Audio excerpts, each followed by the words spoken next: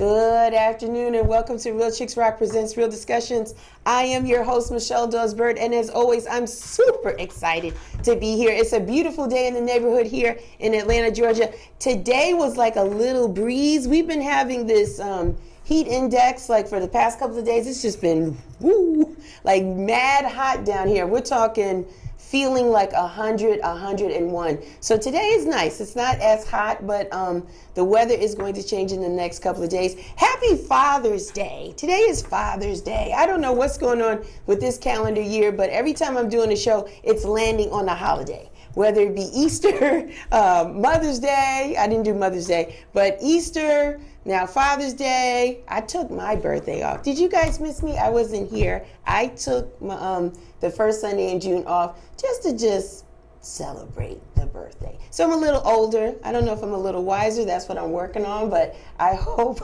so. But feeling good and just glad to be here, and always glad to have a guest. Because, you know, when it was COVID and pandemic, people were zooming in a lot just for safety. And I like it now that we're getting comfortable and people want to come into space with me. And I haven't talked to this guest in person in a while. It's been a while. I've not spoken. I really don't. Listen, seriously, we used to talk, do things, bump into each other. And then it's like the whole world shut down. It shut down on us. I was so mad about it. Yeah.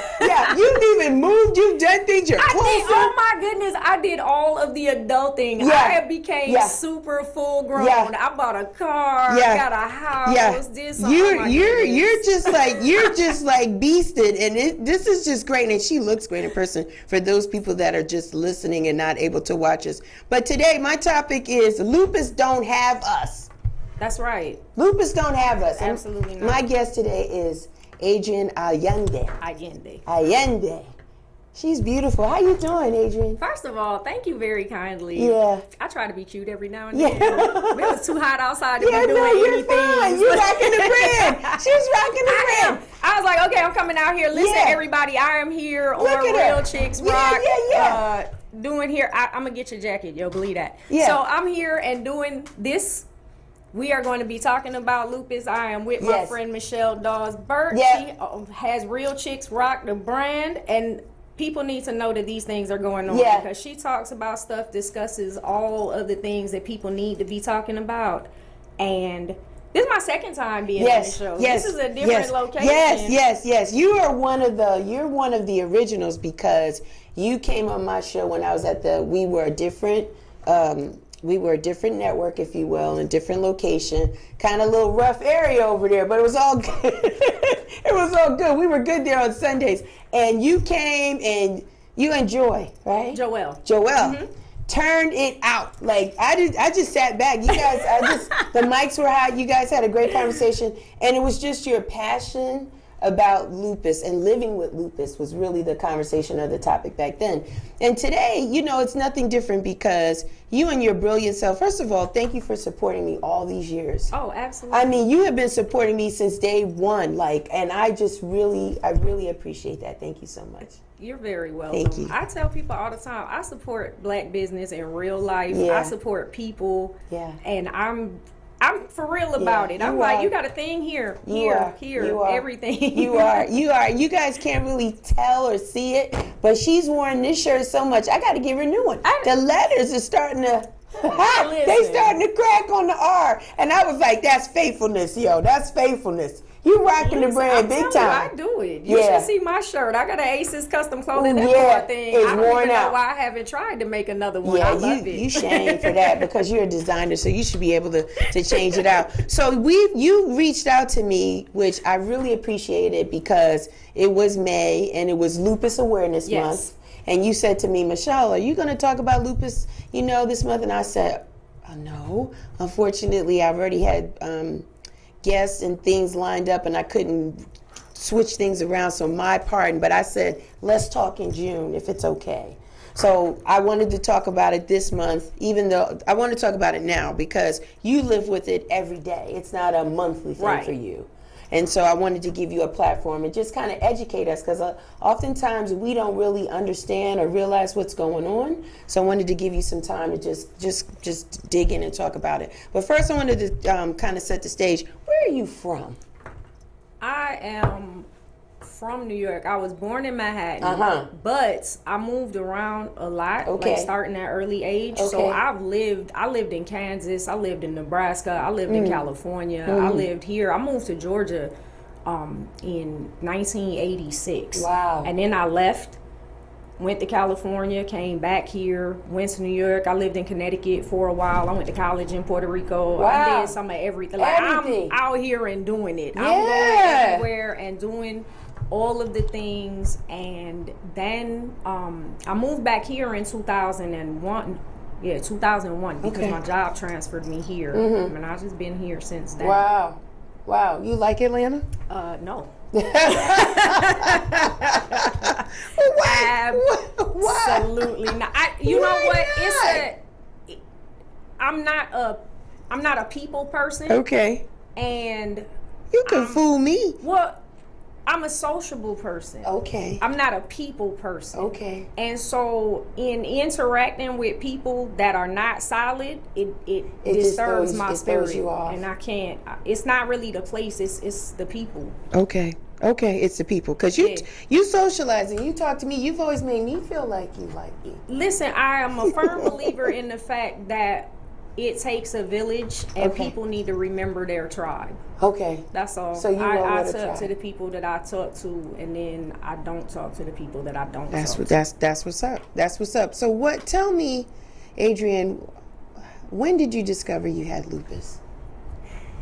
I was diagnosed with lupus in 2006. Okay. So, and I say that because after getting information and learning more about lupus, I've probably had it since I was about 12. Okay. And they're doing research and different studies and seeing that actually more children are being diagnosed with lupus now because they're able to see the signs and check for it earlier instead of having people that are in a situation like me. Right. Like when I was diagnosed with the lupus, I went to the hospital for something completely different. What was it? You remember? I had an ear infection. Okay. And when I went, they gave me an antibiotic shot, and I had a reaction to the antibiotic shot, and I went into a coma.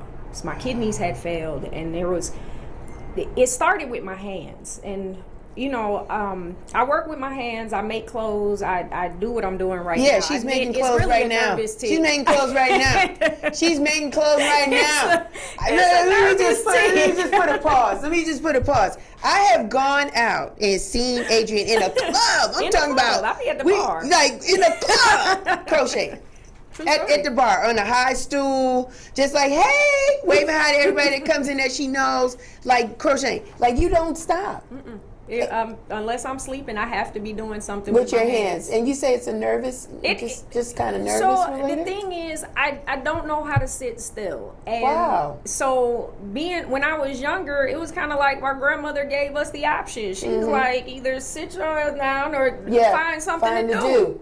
And you found something to do with your hands. I found something to do. And you making really nice clothes, and she makes nice clothing, by the way. Thank you. So you said you went in for an ear infection. I went in for an ear infection. It started with my hands. Okay. I went to my primary doctor because, if I can show you here, like from this finger here, my whole hand was swollen. But only from these fingers over, and it was both of my hands. Okay. And like I said, I need my hands to do work. So I went to my primary doctor, and they're like, we don't take walk-ins, and I'm like, yeah, I get that, but what is this? Right. So, because I don't know where I'm supposed to go to. Right. Like, is this an emergency thing? Like, what are we doing here? I don't know what it is. And they were like, oh, and then they did. Obviously, you take walk-ins today, right? So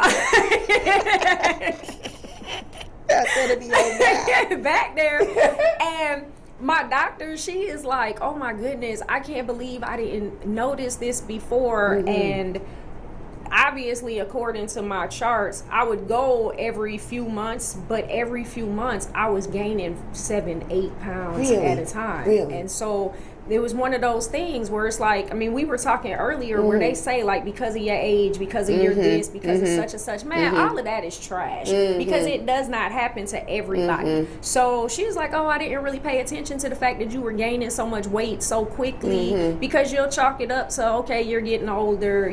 Our heritage, sometimes it's our heritage, our culture, and the foods that we eat. Exactly and that. all that stuff. And that was the thing. And I was already over 30, so they were just like, oh, well, you know, when you turn 30, you start going through changes and said, not like this. Not like this. Not like this. But then I'm related to bigger women and whatever, so it also wasn't a big deal to gain the weight because it wasn't something that I was paying attention to either. Right, okay. So they sent me to a nephrologist immediately. Like, they called a place and I had to go there, but it happened to be a Thursday when I went to my primary doctor.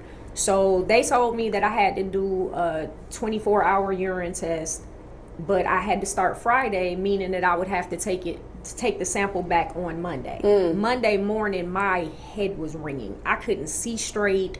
My ears were it was the worst thing. I couldn't stand up. It was I was throwing up, and somebody drove me to the hospital, and then there it was. They said I had a double ear infection. They gave me the antibiotic shot, and I went into a coma.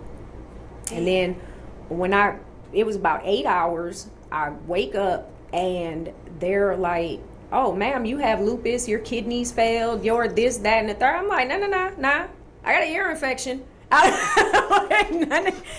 not here for any of what you're talking about. You're reading the right chart? I got me so confused with somebody else. And then past that, what's lupus though? Right, right. What is forget that? everything else. Yeah. What is that? Yeah. Because that's no part of what I came here for. And then I'm in the hospital for a week.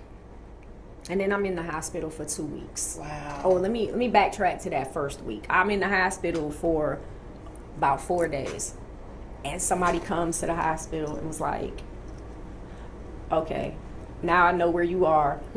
Malik is with me. So Malik is my oldest son. He's 13 when I was diagnosed with the lupus. He was in school when I went to the hospital. When I went to the hospital, I was in my pajamas because, again, throwing up, can't see straight, the whole thing. I did not have anything but my wallet so that I could give my ID and insurance card to these people at the hospital.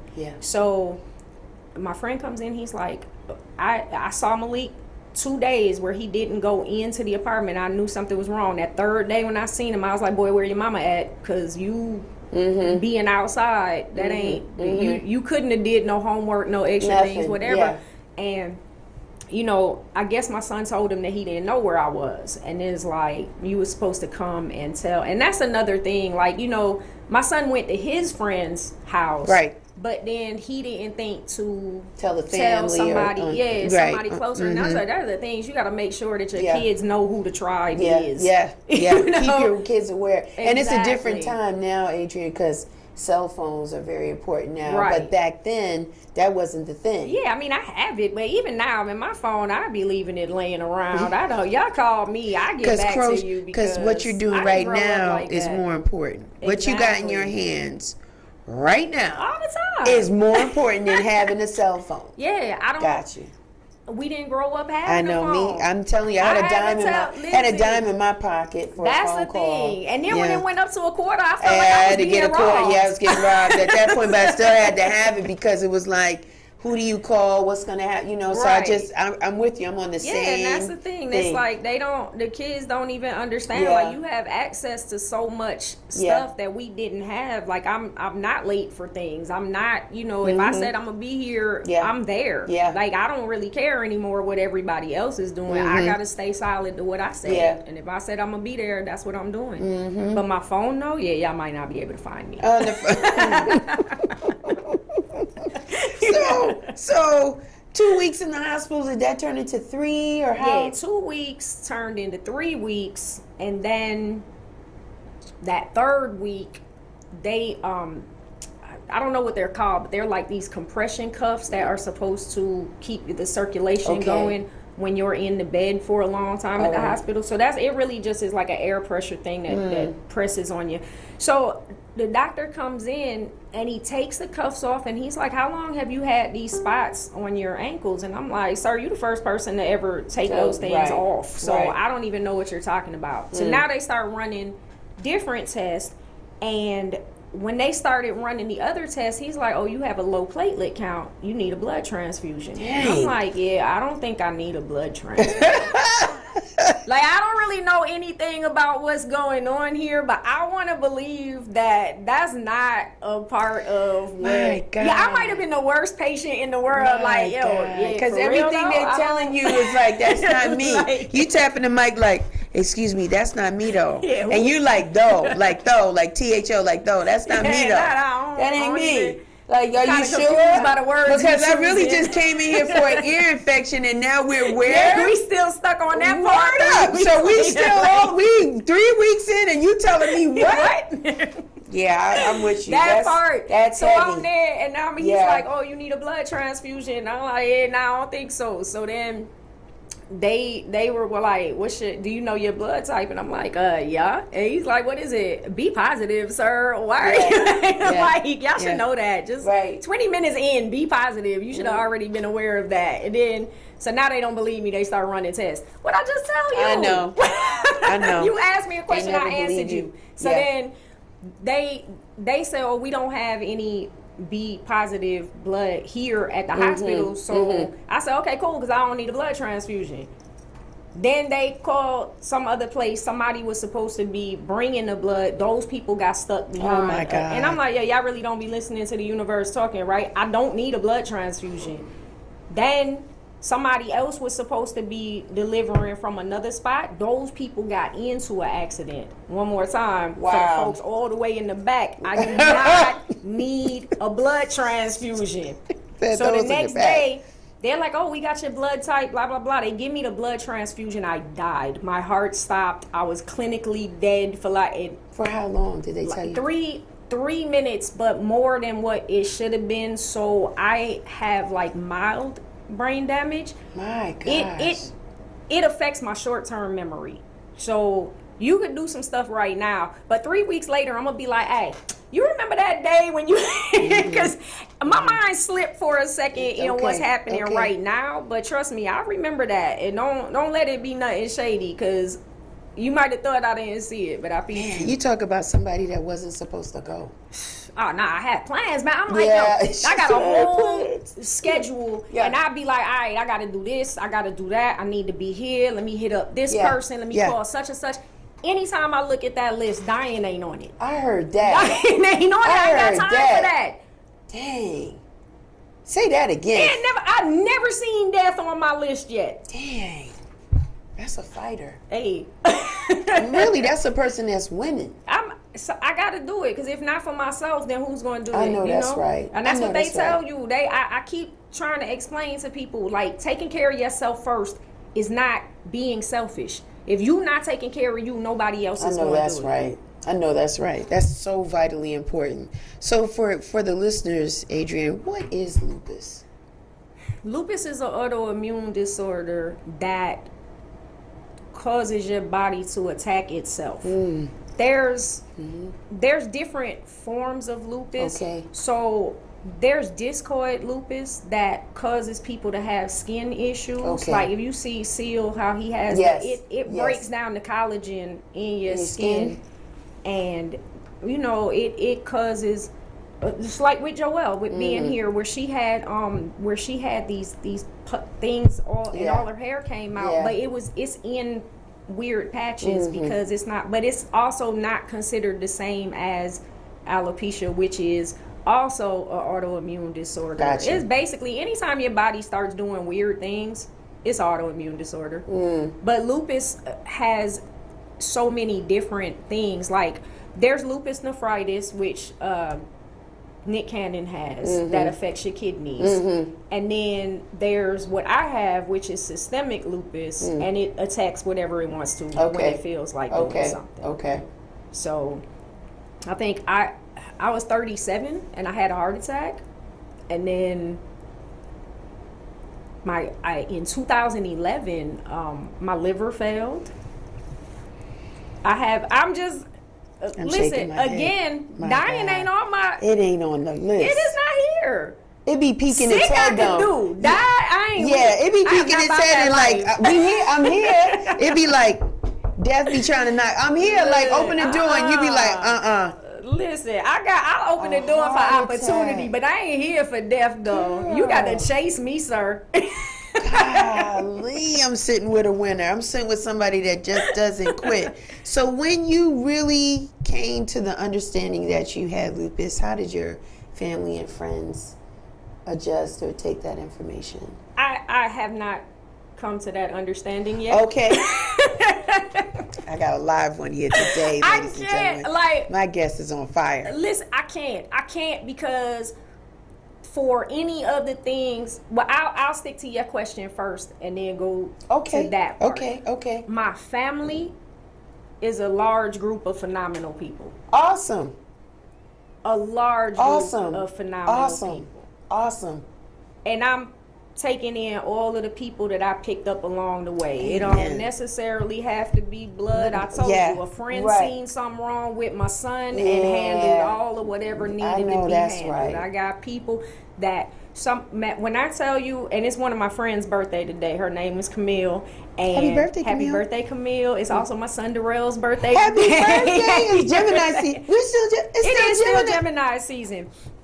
So Camille her mom had lupus, and after being diagnosed with the lupus, she was telling me, my mom has lupus and such and such. I'm like, I didn't know because I never heard of it before. You never said anything, and now you telling me. Now we talking about. But when I tell you, we was in the hospital, and I was a whole entire hot mess. I'm super Puerto Rican. My hair was like this big. It was not. It was an entire rat's nest.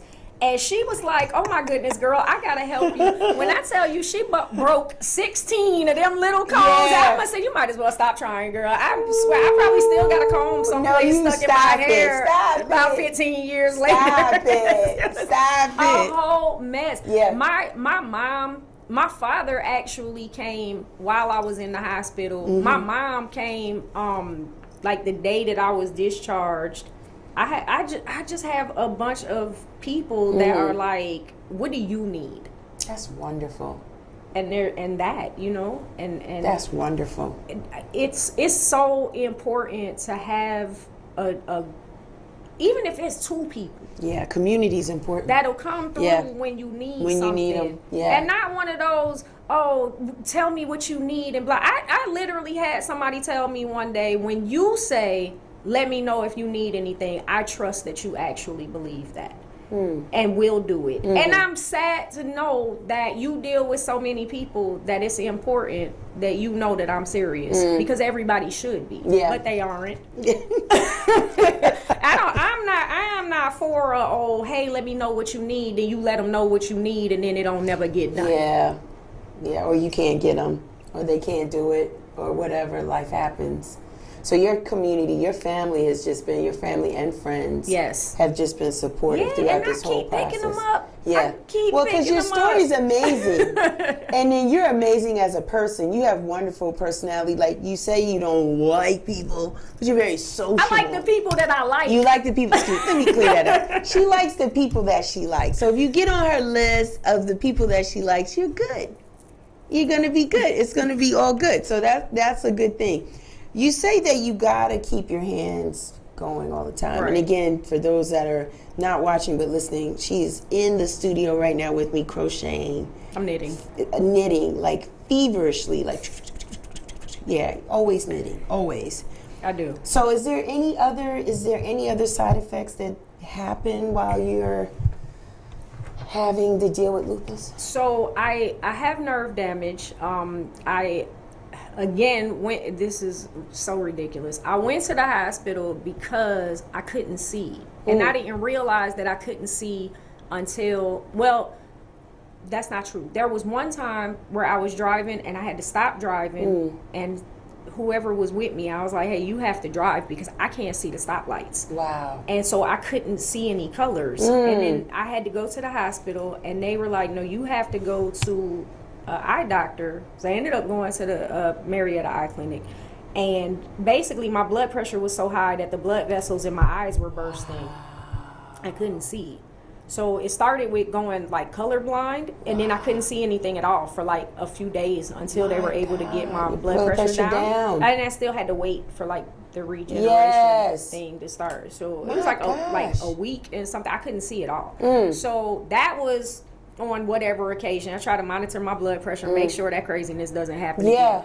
But and I'm gonna mention Joelle like 80,000 times. Yeah, so she also has lupus. Hey, Joelle, and you know, Joelle used to be my assistant. And so, I remember. And she was phenomenal. So I was making something, and I used to explain to her what I was doing in the process of doing it, because a lot of people don't realize that your clothes are supposed to be a certain way when you buy them, and because they don't know that, the people are able to hustle them into paying these really high prices for trash work. So anyway, I'm making something. That was just a little PSA. Hey, just for the people that don't know, you're spending a whole lot of money on some garbage. So I was making something, and I'm telling her, I'm like, there's something wrong with this. And she's like, it looks fine. I'm like, yeah, okay, but there's something wrong with it. And I don't know what, but there's something wrong. And she's like, because it was a plaid thing. And she's like, no, everything lines up fine. It's here. There's nothing wrong with it and whatever. And then the guy comes, he puts it on. Oh, my God. It was a hot, complete mess. It was a Gordon Gartrell, Adrian Allende style. It was a mess. Like, poor hanging doing, what did I do? Joelle said, what did you do? I said, baby, I can't see. And the crazy part was, this was a new client.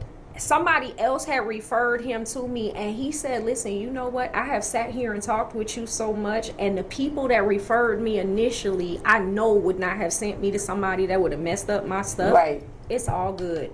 Get that checked out. And I went, and I did. I went to the hospital, and I'm thinking, okay, if I go in here and go to the emergency room and they do whatever testing they're doing and it ain't nothing, I could still use the emergency room referral to see the neurologist faster to find out what my problem is. I go in here, and I already told you I like to eat. We planning what we gonna do for lunch. We doing this, that, the third, and whatever. I'm in here waiting for the emergency room doctors to come along. Here comes this woman asking me questions, and I'm looking at her like, oh, hold up, woo, woo, woo, woo. I'm sick for real? And she said, yes, ma'am, we're going to have to admit you to the... Here I go again. Now, I'm in the hospital, and one of the nurses, you know how like they write the room number, the nurses and doctors' names and everything, so she puts physical therapy on the thing, and I was like, physical therapy for what? She said, oh my God, you haven't talked to the doctor yet? Oh, y'all got me sick in here. I'm not... What? Physical therapy. And so then a doctor came in to talk to me, and they were like, okay, this is what's going on, and you have herniated disc, and you have the girl, what? How? It is because of the lupus. It's breaking down joints. In 2000, I had to have the cartilage in my jawbone replaced. Wow. But that was before I was diagnosed with the lupus, so it was just where that came from, nobody knows. So now, like I said, if I backtrack and look to see all of the symptoms and things that have been going on with me, I've had lupus for a very, very long time. And I'm, you know, so that was the thing. I left the hospital with a walker, which one of my friends came, and she blinged it out. She put all the rhinestones and things on it. And we were in the store, and Joelle was like, girl, look at this. And I said, is that sneakers? She was like, yeah. I said, put sneakers on I put sneakers on my walker. I remember that. Like 3 or 4 pairs of sneakers. Like, I changed my sneakers to match outfits. Like, I'm ridiculous. Yeah, it was cute, though. Because I refuse to allow this to bother me. Yeah, you surely have. I refuse. You surely You have. see now. Yeah. Darth Vader. Look at that. Look at that. That's cute. That's cute. I'm like, I can't. You won't. You not that you can't. You can't. You will not. It's not in me. It is not in me to be broken down and hurt. Like, I have days where, you know, I might not be able to get up and walk around or do or whatever the case is, but it's a day. It might be 2, but I'm breathing. So there you have it. Yeah, there you have it. There you have it. Wonderful attitude to have. Does lupus impact women more so than men? Lupus does impact women more so than men. lupus also attacks women of color. That was my next question. Higher rate. Higher rate, yeah, yes. than anybody else. And the strange part about it was that for a long time, lupus was considered the black woman's disease. So they wouldn't test other people for it. You would have people that had symptoms, this, that, and all of whatever, and they wouldn't test them because you can't have that. That's the black woman's disease, which after labeling it that, and it's also Men's Health Awareness Month now. So we're going to go ahead and talk about these men with this lupus. Since I'm talking about it, there is a group here. It is a support group for men with lupus. So if anybody listening is a man with lupus, you know a man who has lupus who is embarrassed or ashamed about having to tell people that he has the black woman's disease. There's an entire group of men. They are called the Brotherhood of the Wolf. Located right here in Georgia. Y'all find them talking. You could go to the Lupus Foundation and sign up for a support group, and I promise you they are out here. If you are in the West Coast, out in California, Emmett and Dion, they have, Male Lupus Warriors? That is the name. You can put that in as a website and find them. There are groups out here. There are men that are doing it, living, and the sad part about being a man diagnosed with lupus is that they have less things to attack, so they die faster. Wow. It's they go through a lot more things than women with the lupus. Wow. But they be out here making it. There's a whole group of them. They are doing it. They are really doing it. What can people do to become more aware of lupus? I mean, even in your story, Adrienne, you're just a fighter. I am. And so you just don't receive information quickly, or like you're not process it at all. You're not talking to me. I mean, several times you've had symptoms or illness. That's not for me.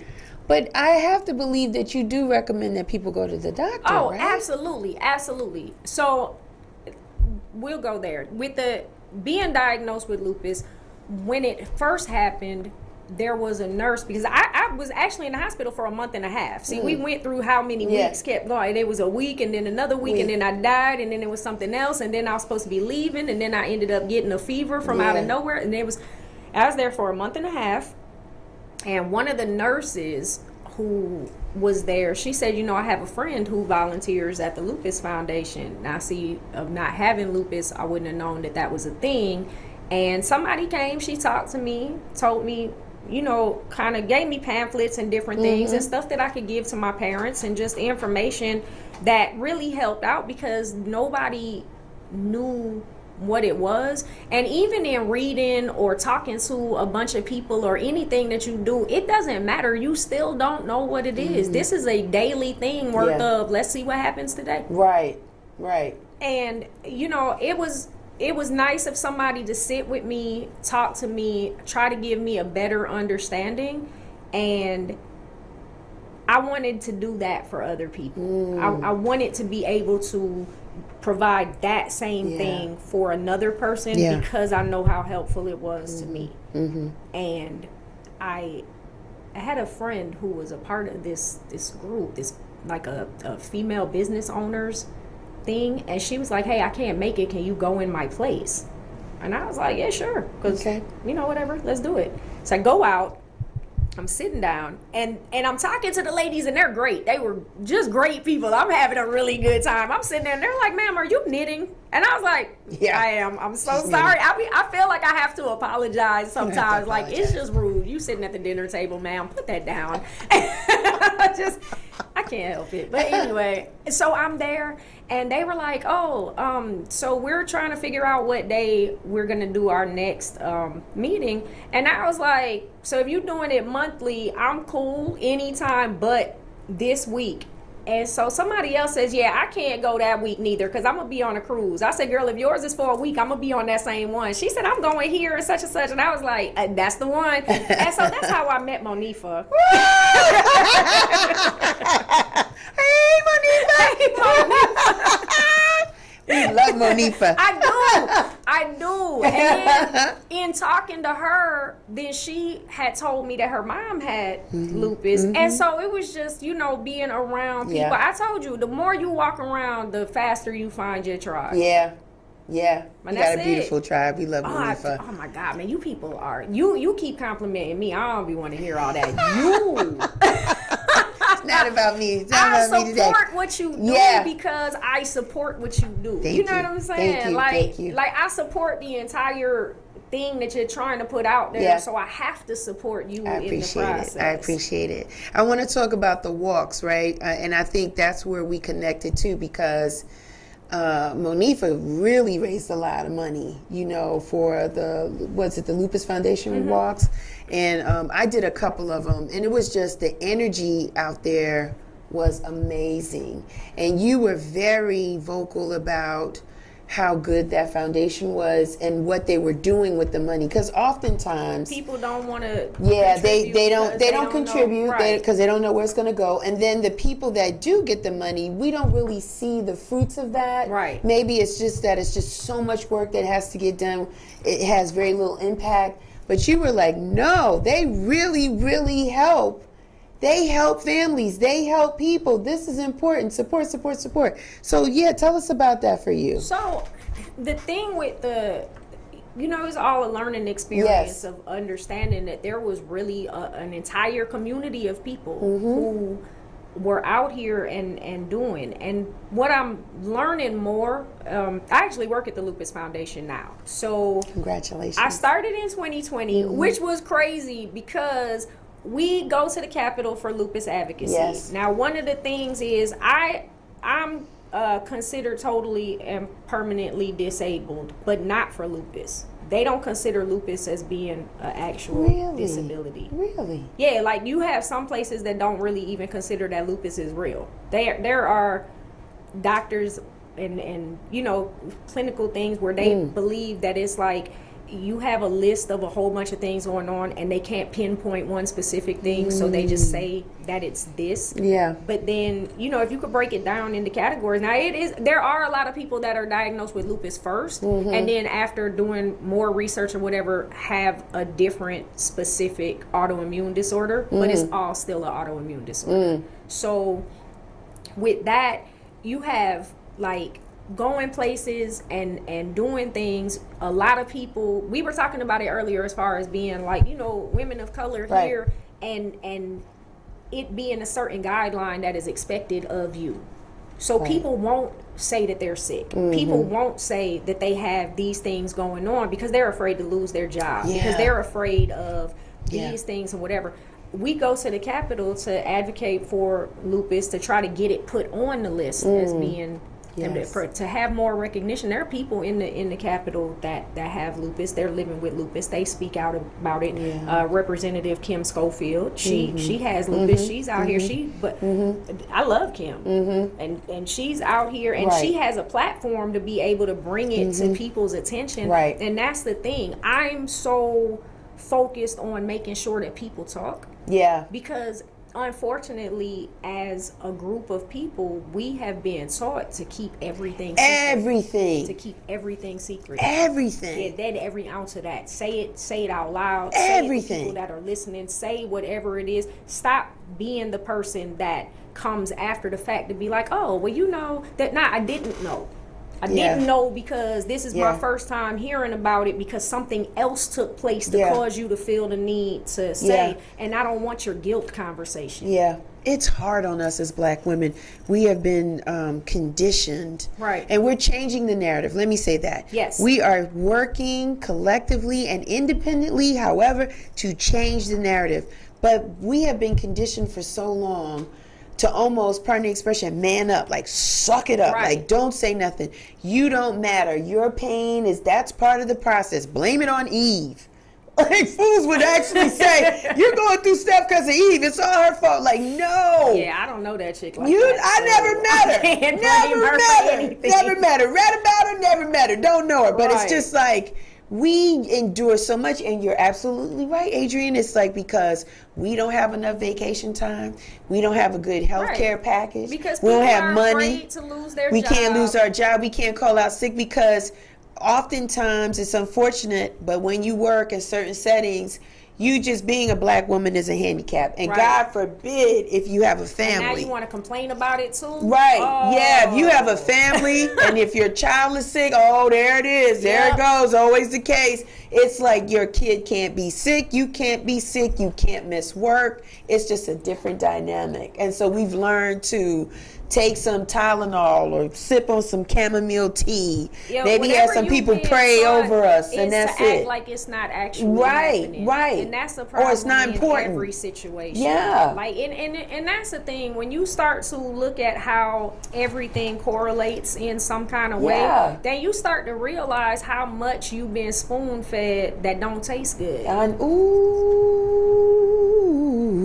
I had to say that.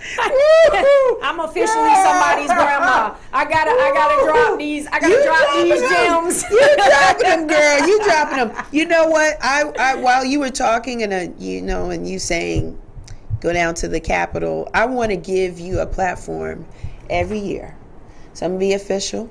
So every May, you are welcome to come back here and just share. Thank you. And you can bring people. We can make it like a panel discussion, a forum. We can spotlight one or two women that have really come through. I'm gonna absolutely set that up. Yeah, or just challenges. So just because you just been down with me, you've been down with this brand for so long. Absolutely. Yeah, I mean, I've been down long enough for my letters to start breaking. So every May, and I'm going to take action too, that we start talking as early as March, right? To make sure that we pick out a good time in May that can work, and we can bring people that are beating lupus, right? Because we don't have it. We're just not doing it. And that's the thing. It's like being able to get out there and have a deeper understanding of the fact that it is necessary to talk. Just in May, I actually did a radio thing with Tanasha Gray about with Lupus Matters Corp and Monica Ellis. So she has a foundation that's called Lupus Matters. Nice. And we were there, and I was the first interview, so I just asked if it was okay to sit there with the rest of them. And so the other two people who came after me, it's like when they sat down to tell their story, there were so many places where when I did mine, I sat down, and somebody, her name's Tanya Johnson, she has lupus, she did her interview, and while she was talking, I was there, and I was like, man, I had that same problem, I had that same issue, I had that same thing. So then when the third person came, and I apologize because I forgot her name, because the other people are folks that I know that I deal with a lot, but the other person, I know her nickname was Cookie. I don't remember her actual name though. Okay. And when she came and she talked, and she went and told her, so me and Tanya were both like, that thing. And it's funny to see how many people think that it's just them. I know. Because they don't talk to other people. And it's like, if you really sat down and it's like, I'm not trying to out sick anybody. If somebody comes and tells me that they have this symptom, these things, whatever's going on, I'm listening. I'm taking it in. I'm understanding that this is something that you're having to deal with right now at this moment. And when you have finished what it is that you're saying, I will let you know that I have been there, been through that, and made it. This entire life is about going or getting. The destination is still through. She said going and getting. You dropping it's going to always be one or the other. Yeah. You dropping them today.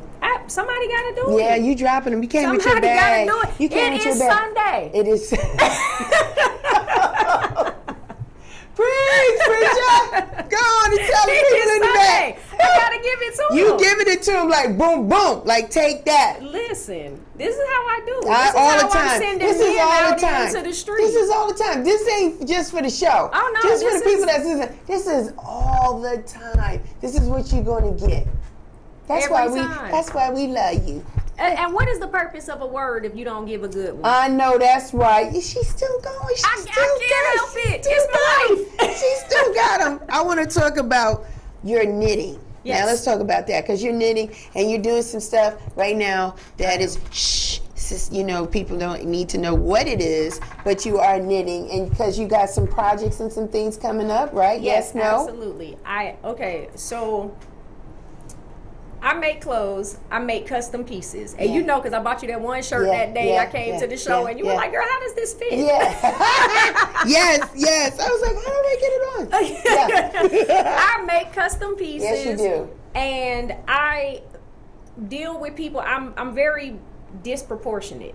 So I have supremely wide hips, and all the rest of me is tiny, so I've had to make my own clothes for a very long time. And I understand that for people who wear clothes, most people don't like buying clothes because of the process of having to try something on, do this, do such and such. It doesn't fit right, it doesn't look right, it doesn't do, and it's not the clothes. It was the way that it was made, and it was not made for you. And that's all. And if you accept that, acknowledge that, keep it moving. People used to go to tailors, had clothes made, and did, but then it turned into a money thing to where they could mass produce something and just send it out. You're never going to find anything that fits. You might find something that's nice that, you know, does what it does, but there are so many more phenomenal things that you could be doing.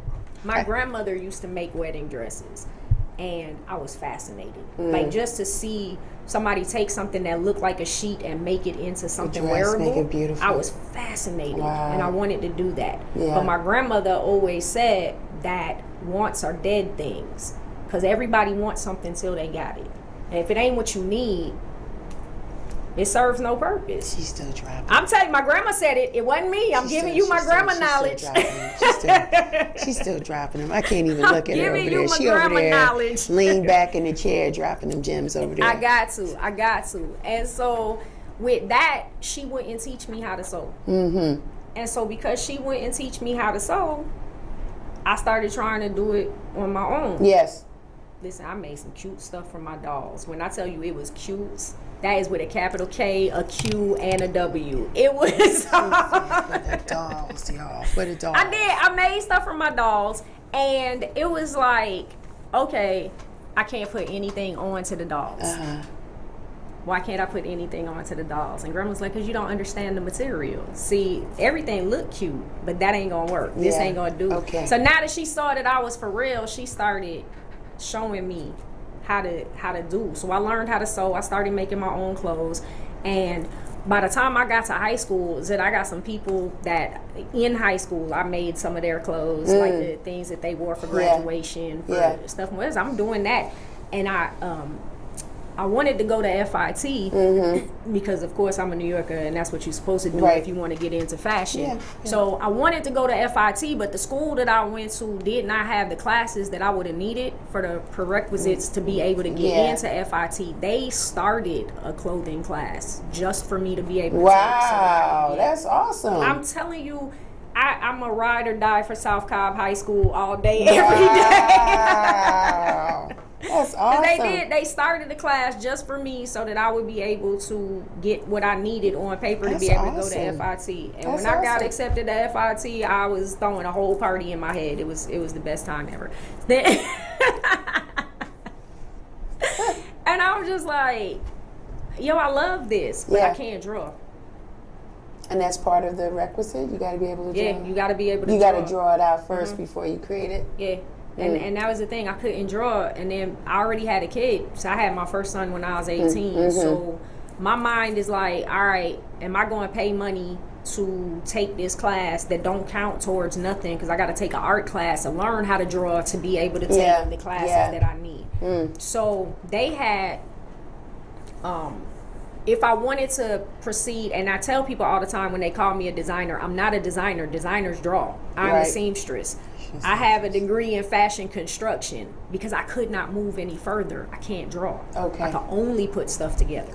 But the year that I left FIT in '94, they didn't have a fashion construction anymore because everybody moved to design. Because you could, with the computers, if you could draw something, you could put it in. It'll print the pattern. I make my own patterns. I do. If I can see it in my head, I could put it together. Understood. And I know what's going to look good on the person, not always what it is that they like. Right. And I like to deal with the people that are like top heavy or bottom heavy or just. She likes to deal with black and brown people. Absolutely. I didn't want to say it like that, but that's exactly what I meant. She likes to deal with black and brown people. Yeah, because we are either top heavy or bottom heavy. Yeah, and that's the thing. thing. We got curves. We're and I like that. Some thickums over here. I'm looking kind of thick. Like I'm saying in the green room, child, I got to lose some weight. What's up? This is the thing. Like, going places, what happened was I would be somewhere, and it's like, for me, I'm going to put it on. If it's on, I'm good. I really don't care past that. I'm not looking in mirrors. I'm not doing all the extra. It's not my thing. Mm-hmm. You know, I don't care. This is what I look like. This is what you getting. That's it. There you have it. Yeah. But I pay close attention to everything going on around me because it's the New York in me. I look like I'm not paying attention, but I'm watching everything. And this is something that bothers me more than anything. What, touching, feeling? Yeah, anytime you see somebody consistently adjusting something, clothes. It's a mental thing. They feel insecure about whatever it is that's happening. We do. So I watch it. And then when I see it, I'm like, all right, so I could make something that will keep you from feeling doing, that from way. Fidgeting and touching and pulling. Because there's a difference between putting something on and saying I like this, and putting something on and be like, damn, I love this.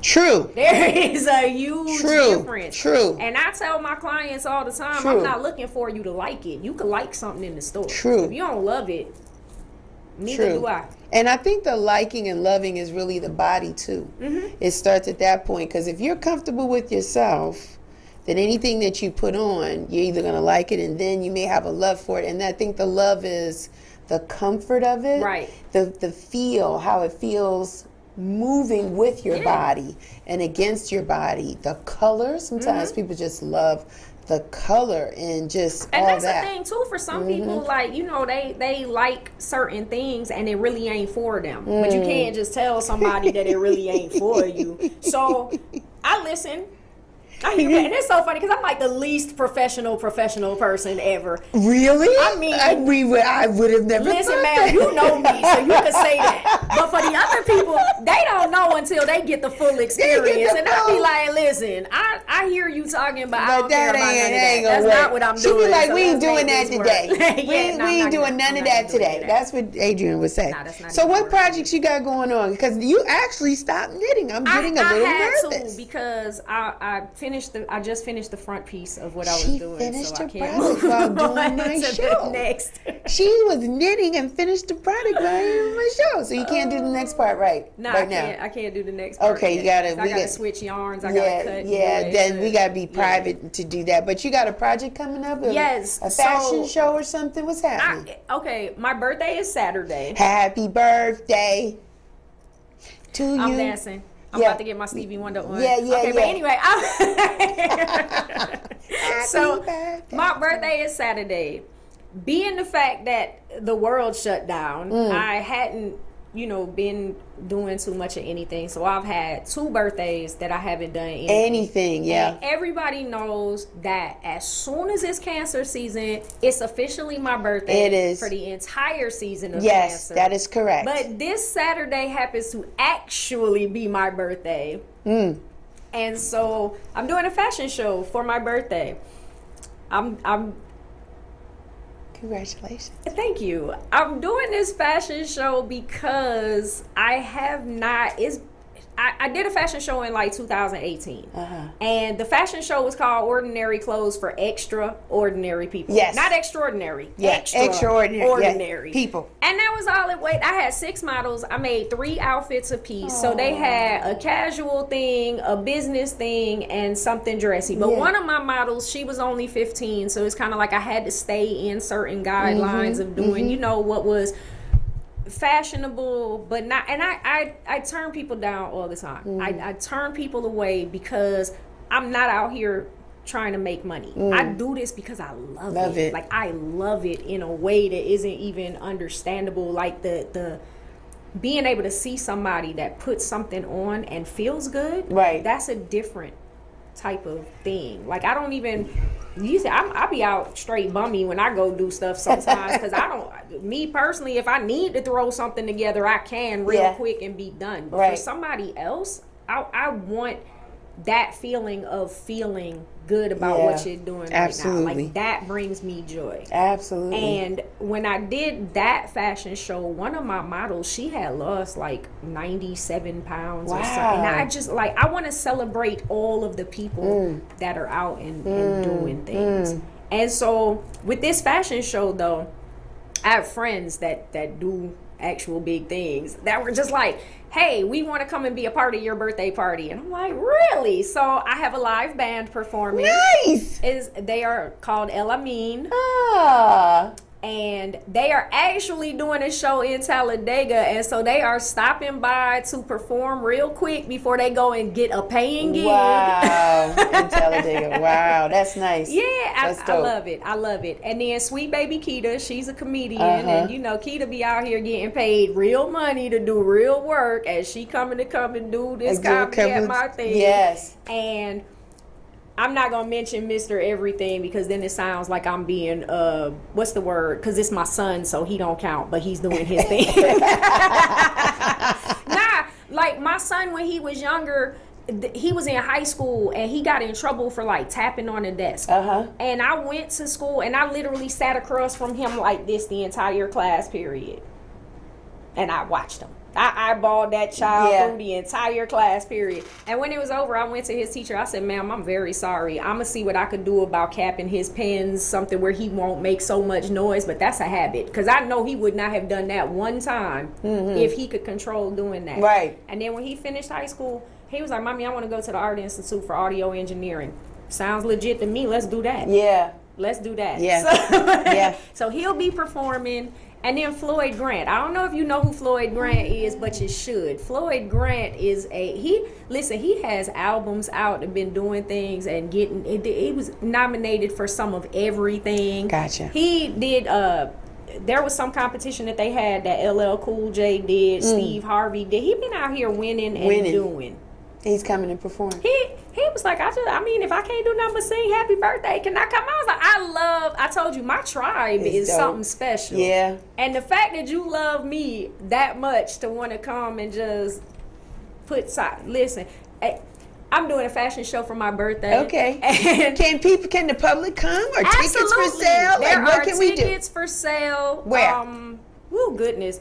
I have a flyer and I gotta get that. Is it Eventbrite? Can we go to actually it's not on Eventbrite. I have another one of the people in my tribe. He has his own link thing and whatever. So I like to make sure that my folks make their money where they can make their money. Fair enough. So tell the people. Okay. I told you I'm blind. I can't see nothing out of this eye. You better stop playing with me. I need my bifocals, and I just got the regular focals. So you already know if I'm not being silly. I'm not being me. Okay, it's Saturday, June 25th, my birthday. It is from 4 to 8 p.m. because I'm about to be 48 years old, so 4 to 8. But being silly. It's at Gold Space Atlanta, which is 2001 MLK.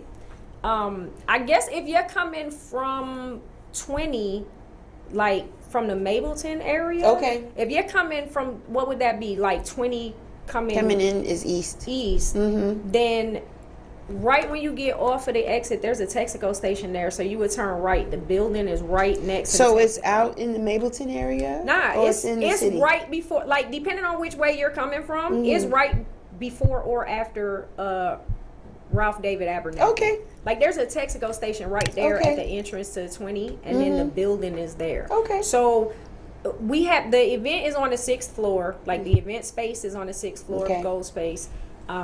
It's the parking. There's free parking, free food, free drinks. Free. You gonna get it's $40 per ticket now. They're $48 at the door. Okay, for the birthday, 4-8. So I get them in advance. advance. 2 tickets if you got anybody that hits you up that'll do. You got 2 for somebody that says they want to go. For somebody that want to go. Yeah, that's what's up. It's a long entire thing to do, so I'm gonna bypass this part and just make sure that I give him his money. But you can, like here, I'm gonna give you the flyer. I was gonna ask for a flyer. Oh, you so cute. Yes. Okay. Yeah. Absolutely. Well, thank you. How can people find you? Find me? Yeah. You like if they want some custom clothing, how can people get at you? You have to email me because I'm not really a social media. Like I don't do business on social media because I've been doing this for so long that it still doesn't click in my head how that's a good thing. Okay. So anybody, I have a Facebook page. It's Aces Custom Clothing. That's ACES Custom Clothing. I also have an Instagram page under the same name, but I hardly ever go and check them. So you can reach me there, but it is easiest to send an email to what? acescustomclothing@gmail.com. That sounds good. That's what the people will do. I enjoyed you today. She whispered, she said, thank you. This was fun. This was unscripted. Right. Listen, the universe knew not to give you a whole list of stuff to ask me, because we would have started talking about different things anyway. It would have did exactly this, even if you had everything written exactly. down. So I learned from the last time, like just let her talk about what's important to her and what Lupus is about and how she's been winning. I have. Winning. Because those doctors told me that I couldn't have any more children, and my baby just turned 13 yesterday. Beautiful. Happy birthday. Happy birthday. It's Gemini Cancer season. Ooh, he just made it. He came on in on the Gemini side. You did a good work there. You did a good work there. We love the Geminis. I love the Geminis. Yeah.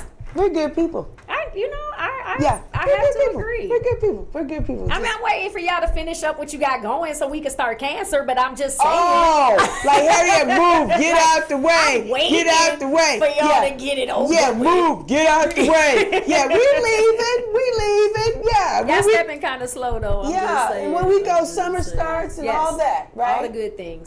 She said all the good things. On that note, I want to thank you for coming today. Thank you for having me. It's a pleasure. You're going to be here once a year. We're going to do it in May. Absolutely. And we'll figure out what the format of the conversation will be, but thank you for coming today. This was enjoyable. That's my time. This is Real Chicks Rock. You know me. I'm everywhere. I'm on Instagram, Facebook, Twitter.